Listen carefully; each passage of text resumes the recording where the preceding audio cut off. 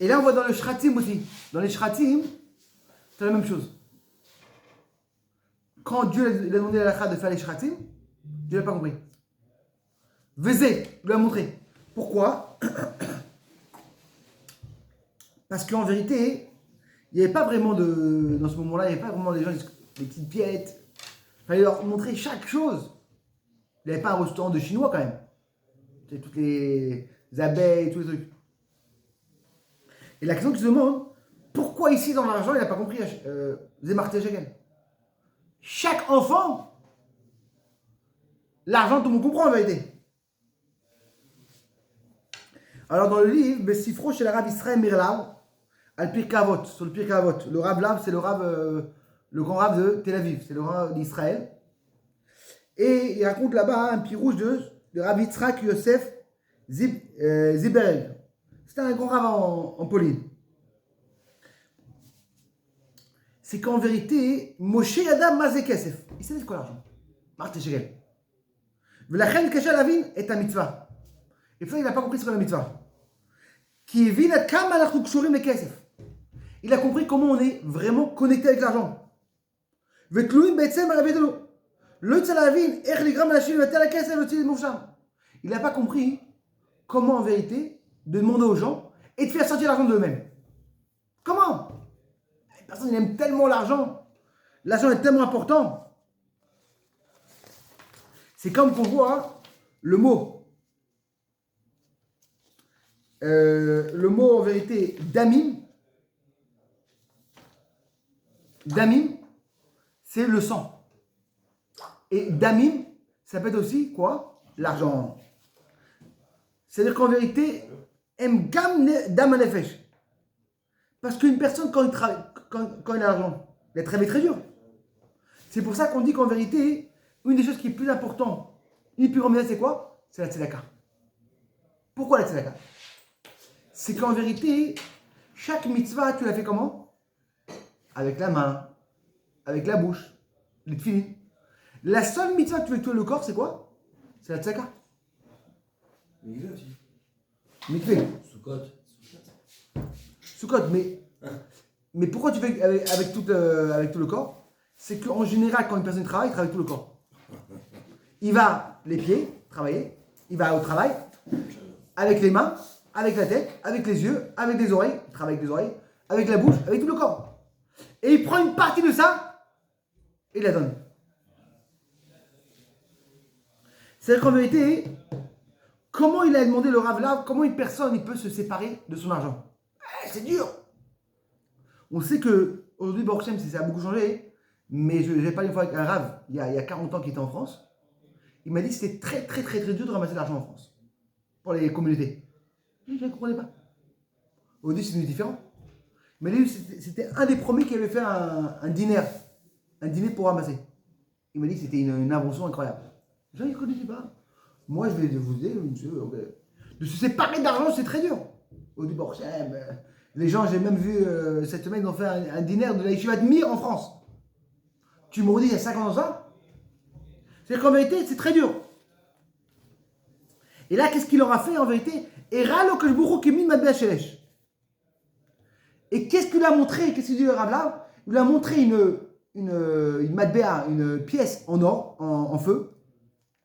C'est quoi en vérité le feu? C'est que le feu, c'est que quand il y a du feu, je allume encore un feu, ça devient encore plus. Et qu'est-ce qui se passe? Elle ne diminue pas. Et tu peux allumer, et tu peux allumer. Et pas seulement tu allumes, ça grandit. Tu prends un bois, tu mets un deuxième bois, il est encore plus grand la flamme.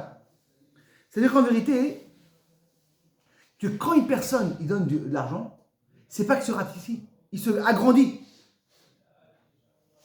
Une personne, il devient plus important vers lui. Il devient plus content. Son effet, il est rempli. Il y avait une fois une personne, il voit le rabbi. Il dit, rabbi, j'arrive pas à comprendre.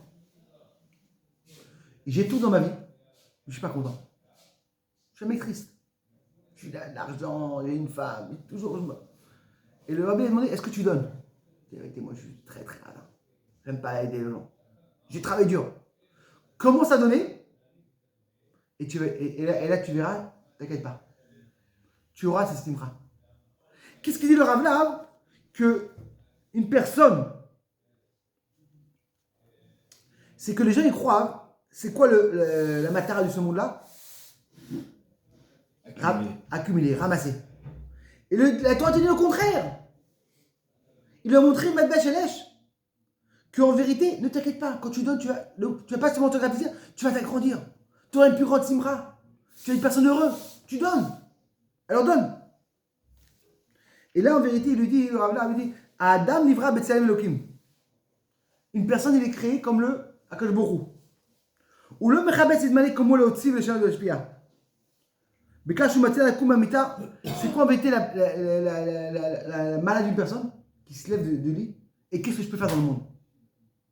On voit que les gens qui ne sont pas contents, qu'est-ce qu'ils disent dedans? Mais c'est pas possible. Je suis venu, j'ai rien reçu ici. Non mais, et les gens le contraire. Eh, mais excusez-moi, qu'est-ce que je peux aider? Mais où ils y vont, hein? C'est les gens les plus heureux. Les gens qui disent, bon, mais qu'est-ce que je peux recevoir ici? Attends, mais on ne reçoit pas assez ici, hein, je vais changer. Tout le temps, ils sont pas contents. Est-ce que. Il y a des enfants tout le temps, qu'est-ce que je peux recevoir? Qu'est-ce que je reçois? Mais qu'est-ce que je peux aider à la table de Shabbat? Il y avait une histoire incroyable avec un psychologue, Viktor Frankl. Vous en avez entendu parler? C'était un grand psychologue américain juif. Et il a fait son livre en des millions d'exemplaires.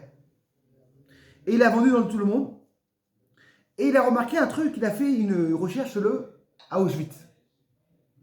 Qui a réussi à vivre et qui, mais malheureusement, ils n'ont pas réussi. Et qu'est-ce qu'il a remarqué? Il dit, c'est pas possible. C'est que les gens qui avaient une mission à finir, une raison pourquoi finir, ils avaient un enfant, ils avaient un business, ils avaient un truc, ils ont passé. Une personne qui n'avait pas de mission dans sa vie, ils sont tombés. C'est-à-dire qu'en vérité, quand une personne a une mission, alors tu vas continuer. Une personne qui n'a pas de mission, il va partir. Il y a une personne qui habitait en Australie, le Rav Gourevitch. Et lui raconte qu'il était, pendant plusieurs années, il habitait à New York, après il est passé en Australie. Et lui, Baruch Hashem, il a passé les camps. Et il raconte que quand il était là-bas dans le train, c'était pendant l'hiver. Et il faisait un froid incroyable. Et il raconte qu'ils ont fait, les Allemands, ils marchaient mal, ils ont tout fait pour pas que les gens, ils se réchauffent. Ils les ont mis en petite chemise, moins 15 degrés. Et il raconte que beaucoup de gens, ils sont malheureusement morts de froid. Et il y avait lui et une personne âgée, du même village. Et les deux prochaines, ils ont réussi à sortir de là-bas, du train. Et ne pas mourir Et il raconte comme ça. Il est parti voir le vieux, et vraiment, il était vraiment presque bleu, tu vois. Il lui a pris les mains, la figure. Jules Borchem, il a réussi. Et il raconte que tout le monde, malheureusement, ils sont niftar de froid, à part deux personnes. Le vieux et moi. Il dit voilà, pourquoi le vieux, il a réussi à passer? Parce que quelqu'un, il a chauffé. Et moi, comment j'ai réussi? J'ai chauffé quelqu'un d'autre. C'est-à-dire que quand tu donnes, tu remplis plus. Et là, c'est qu'on va comprendre c'est quoi le pirouche. Avant la matbea shelesh, c'est que la matbea, la pièce en feu, et la mechamedra ketanefesh. C'est pas chauffer seulement l'âme. Et la pachout plutôt, mashira et takis. Imachinsa et arbara, ça fait rentrer, à part ça, une bara. Et ça fait encore, comme on sait que une personne dans le maaser, ça remplit la panassa. On raconte sur une personne qui s'appelle Levayov. C'est une personne qui est très très riche. Et à l'époque, il donnait des zakats incroyables. Il racontait de lui-même que lui-même, il était un petit peu très radin. Une personne qui c'est très dur. Il donnait des sommes de millions de dollars en tzedaka, pour les yeshivot, pour les écoles. Et il racontait que comment il donnait les zakot. Il demandait à ses secrétaires d'écrire les sommes. Il n'avait pas écrit les sommes. Il dit, je peux pas écrire un chèque d'1 million de dollars. J'y arrive pas. Mais il a compris en vérité que quand tu donnes, tu vas faire le massacre. Première chose, si personne plus content, tu verras que les Américains, c'est des grands donateurs, ils ont de la simra. Et les gens qui donnent, ils ont la simra. Quand tu donnes, tu es content. Et tu vois des gens qui sont très riches, ils rien donner.